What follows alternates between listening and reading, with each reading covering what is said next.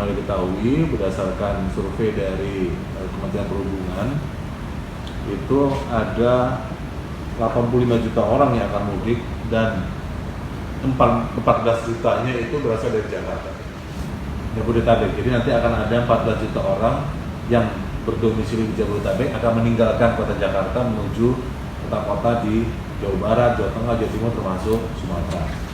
Nah, dari 14 juta itu diperkirakan itu ada sekitar hampir 7 juta orang yang akan menggunakan kendaraan pribadi, yaitu 4 juta orang pakai mobil pribadi dan sekitar 2,8 pakai sepeda motor. Baru sisanya dengan menggunakan moda transportasi lain seperti bus, kereta api, pesawat, kapal laut dan sebagainya. Nah, tentu kita sudah melihat kira-kira tanggal-tanggal berapa yang akan terjadi kepadatan. Ya, karena tanggal 29 April itu adalah mulainya hari libur bersama, maka diperkirakan tanggal 28 itu sudah terjadi peningkatan arus mudik yang menuju ke arah Jawa Barat dan Jawa Tengah melalui jalan tol yang arah Cikampek. Nah, tentu kita akan siapkan skenario baik kontraflow maupun nanti pada tanggal 28 sampai dengan tanggal 1 itu nanti akan ada jalur one way dari kilometer 47. Jadi kilometer 47 nanti begitu ada pulau jalan, dia akan dikenankan, nanti semuanya akan satu arah menuju ke Semarang. Termasuk juga nanti kalaupun itu tidak menolong, kita akan buatkan kontraflow dari kilometer 28. Itu untuk arus mudik ya. Dan kalaupun masih padat, misalnya dari kepadatan dari Bekasi sudah nyambung sampai Semanggi, nyambung sampai ke Tomang, misalnya padat sekali orang yang mau mudik, rencana nanti pintu-pintu tol yang menuju ke arah tol dalam kota itu akan saya tutup, sehingga nanti kita arahkan, kita prioritaskan untuk kendaraan-kendaraan yang sudah berada di jalan tol. Itu nanti skenario-nya. Kemudian untuk skenario arus balik pada tanggal 6, 7, dan 8 Mei itu akan ada one way. Tanggal 6 itu one way sampai kilometer 47. Tapi tanggal 7 dan 8 Mei itu one way-nya sampai ke Halim, kilometer 3500. Jadi nanti orang akan berbondong-bondong masuk ke Jakarta satu arah di melalui gerbang tol Halim. Nah, ketika itu terjadi pada saat tanggal 7 dan tanggal 8, maka semua kendaraan di jalan tol yang menuju ke arah Cikampek itu akan kita alihkan ke arteri. Jadi di Cawang itu nanti tol kota akan saya tutup, saya akan belokkan ke kiri, nanti dari situ bisa ke arah tol Priok atau ke arah tol Jagorawi, atau masyarakat Jakarta bisa keluar di keluaran Halim, nanti dari situ lewat arteri. Dia bisa Pulau Gadung, bisa lewat Halim Baru, nanti tembus ke Kalimalang nanti, atau lewat Jagorawi kalau dia mau ke Bandung bisa lewat Puncak atau lewat Jogja. Tapi seluruh jalan tol itu nanti tanggal 7 dan 8 hanya digunakan untuk satu arah dari arah Semarang ke arah Jakarta. Oleh sebab itu saya mengimbau warga Jakarta silakan diatur waktu perjalanannya sehingga bisa memperkirakan tidak berada pada waktu-waktu puncak arus mudik atau pada waktu-waktu terjadinya one way arus balik, sehingga kemudian perjalanan bisa tidak terhambat karena kepadatan. Saya rasa itu. Berarti untuk tahun ini nggak ada penyekatan ya Pak Dir? Tahun ini tidak ada penyekatan sama sekali. Kita akan berusaha melancarkan para pemudik untuk kembali ke kampung halamannya masing-masing. Nah itu untuk pos-posnya sendiri berapa sih? Untuk banyak kita siapkan banyak sekali pos. Ada kurang lebih 113 pos, baik pos yang berada di jalur arteri, terutama untuk para pemudik sepeda motor. Ya, itu saya siapkan ada rest area sepeda motor di titik lelah Kedung Waringin, dan yang kalau ke arah Merak itu di Jatiuhung. Itu jaraknya kurang lebih 40 km, 45 km dari Jakarta. Jadi kalau dia sama istrinya, sama temannya, sama anaknya sudah capek, silakan nanti mampir ke rest area, silakan untuk merebahkan badan, istirahat sejenak, isi bensin, ada tempat jual makanan, ada kesehatan, bahkan kita siapkan juga vaksinasi booster. Oke. Bagi yang para pemudik yang belum sempat booster, kita siapkan di rest area sepeda motor untuk kemudian dia bisa melanjutkan perjalanan lagi.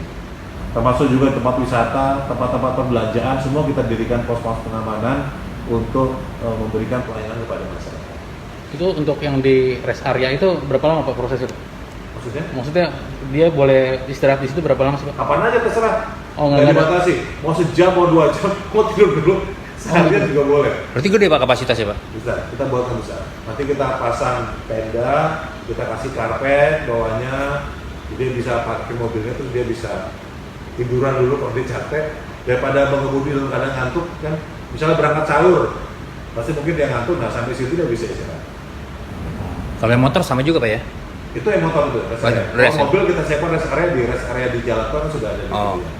Kalau motor itu kalau terimplisit ya dari Dishub kan kemarin dibilang dilarang mudik nih Pak.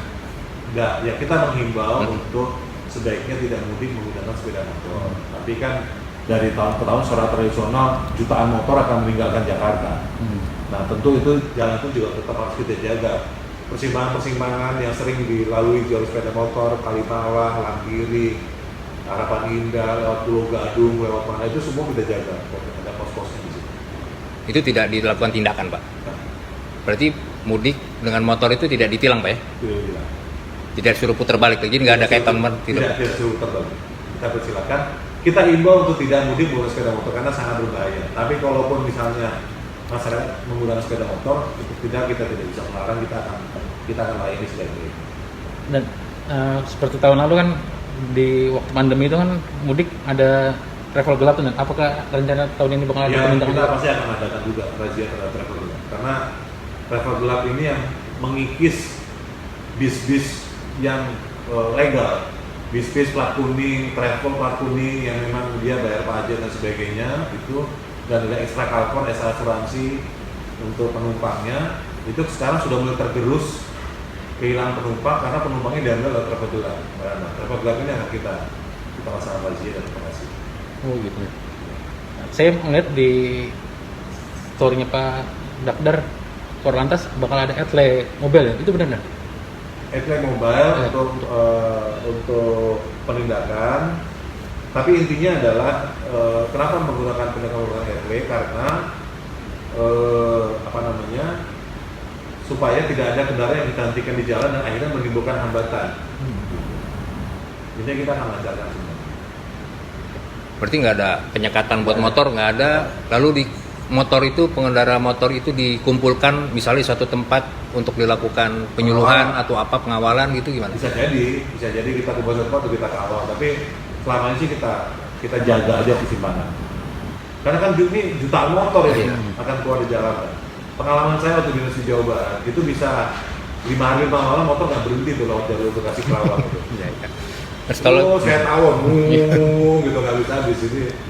Kalaupun kita kawal juga tidak terlalu. Nah, kalau awal-awal dulu sebelum masih boleh ya, bukan dalam tanda kutip Pak ya, masih orang pada melakukan mudik dan masih diperbolehkan dengan motor, itu kan dilarang naik motor bertiga Pak ya. Nah, kalau sekarang Sama. Tetap. Kalau itu apa? Jadi sebaiknya kalau mau naik motor sendirian lah, atau paling banyak berdua. Dan barang bawaannya itu ya kalau bahasa gaulnya sekarang ya kira-kira kali naik motor bawa koper besar gitu. Jadi disesuaikan dengan daya angkutnya. Jadi jangan bawa anak di depan, bapaknya, anaknya di tengah, ibunya di belakang, tambah koper lagi kan kasihan anaknya, kasihan ibunya gitu. Jadi betul-betul safety lah. Kalau memang misalnya bawa satu keluarga ya kenapa nggak naik bis aja atau naik angkutan umum. Nah, kalau di perjalanan besok itu masih ketemu dengan pengendara motor yang melanggar aturan dengan 5 penumpang dengan barang yang banyak Kita gimana? tilang kalau itu. Oh, itu ditilang tetap ya? Ya kan memang aturan tidak boleh lebih dari 2 penumpang. Tetap kita tindak. Kita tindak bukan untuk kepentingan siapa-siapa, untuk kepentingan yang bersangkutan gitu. Kan dari segi keseimbangan, dari sisi kelelahan, konsentrasi pengemudi kan sangat berpengaruh. Kalau dia bawa sendiri berdua atau dia bawa sekali. Izin Pak Dir, mau nanya juga ada di sosmed ramai soal adanya speed camp di jalan arteri, itu benar gak sih? Speed camp di jalan arteri, Iya. ya betul. Gitu. Sedang dalam proses dalam pengembangan. Itu pas mudik juga berlaku katanya, benar? Saat mudik itu Untuk yang atlet di arteri belum berlaku, belum jalan. oh gitu. Masih proses pengembangan. Oke, teman-teman Gede Toto, terakhiran mungkin ada imbauan sendiri dari para Iya, pemudik.